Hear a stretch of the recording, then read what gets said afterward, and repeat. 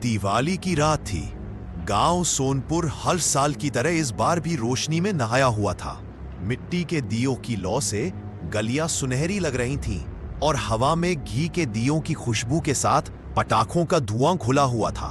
बच्चों की हंसी और दूर कहीं से आती ढोलक की थापे पूरे गांव को जगा रही थी। मगर उस पूरे उजाले में भी एक जगह थी जो आज तक अंधेरे में डूबी हुई थी।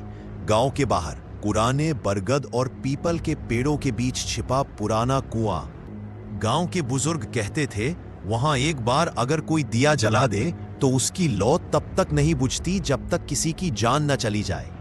ये बात सबको मालूम थी, पर किसी ने आज तक वहां जाने की हिम्मत नहीं की थी। राघव शहर से लौटा था कॉलेज की छुट्टियों में। उसके दादा का घर अब खाली पड़ा था। गांव के लोग उससे थोड़ी दूरी बनाए रखते थे, शायद इसलिए कि वो शहर की बातों वाला लड़का था जिसे न देवता में विश्वास था न भूतों में। वह हंसता था जब कोई गांव का बुजुर्ग डरावनी कहानी सुनाता था। उसकी दादी कहा करती थी, दिवाली की रात जब सब दिए जलते हैं तो कुछ ऐसे भी होते हैं जो उस रोशनी से जल जाते हैं और वो फिर किसी को नहीं छोड़ते। राघव बचपन में डरता था, मगर अब उसे सब अंधविश्वास लगता था। रात के 9 बजे के बाद जब पूरे गांव के घरों में मिठाई की खुशबू और दियों की लहरियां थीं, राघव अपनी छत पर अकेला खड़ा आसमान देख रहा था। दूर पटाखों की रोशनी से पूरा आसमान चमक रहा था, लेकिन उसकी निगाह उस अंधेरी जगह पर टिक गई जहां वो पुराना कुआं था। वहां कोई दिया नहीं, कोई रोशनी नहीं, सब कुछ अंधेरा और स्थिर। पता नहीं क्यों उसे अचानक लगा कि आज उसे उस जगह जाना चाहिए, जैसे कोई भीतर से आवाज दे रहा हो। वो नीचे उतरा, जेब में एक माचिस और दिया रखा और धीरे धीरे गलियों से निकल गया। अब पटाखों की आवाज कम हो चुकी थी और हवा में सिर्फ धुआं और ठंड बाकी थी। गांव के आखिरी छोर तक पहुंचते ही हवा अजीब तरह की लगने लगी, भारी, ठंडी और बेजान, जैसे वहां सांस लेना भी मुश्किल हो। जमीन पर सूखे पत्ते बिखरे थे जो उसके पैरों के नीचे चरमरा रहे थे। कुएं के पास पहुंचकर उसने देखा, चारों ओर सन्नाटा था। बस हवा थी जो पुराने पीपल के पत्तों को हिला रही थी। उस पेड़ की एक टहनी टूटकर झूल रही थी और उसके नीचे किसी ने पुराने फूल चढ़ाए थे, मुरझाए लेकिन अभी तक वहीं पड़े हुए। शायद किसी ने पूजा की थी या किसी की याद में रखा था। राघव ने सोचा, लोग अंधविश्वासी हैं। उसने दिया नीचे रखा, माचिस जलाई और बातों बातों में बोला, चलो आज ये झूठ भी आजमा लेते हैं। माचिस की तीली जली और दिए में लौ उठी। वो कांपती हुई पीली लौ थी जो हवा से लड़ती हुई जल रही थी।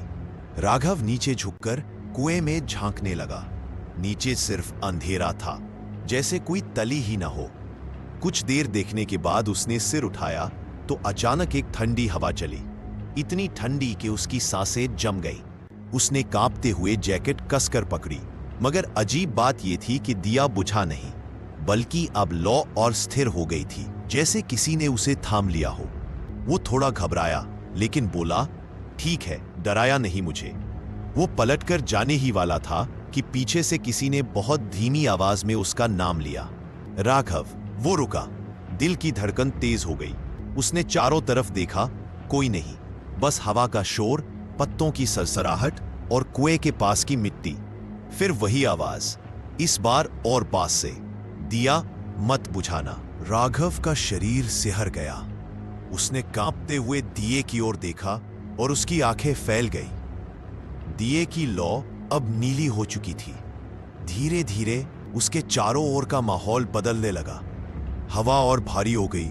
आसमान के पटाखे जैसे अचानक रुक गए और दूर से आती ढोलक की आवाज बंद हो गई। सब कुछ स्थिर, ऐसा लगा मानो वक्त थम गया हो। राघव ने कांपती आवाज में कहा, कौन है वहां? कोई जवाब नहीं आया। बस कुएं के अंदर से हल्की सी रोशनी उठने लगी।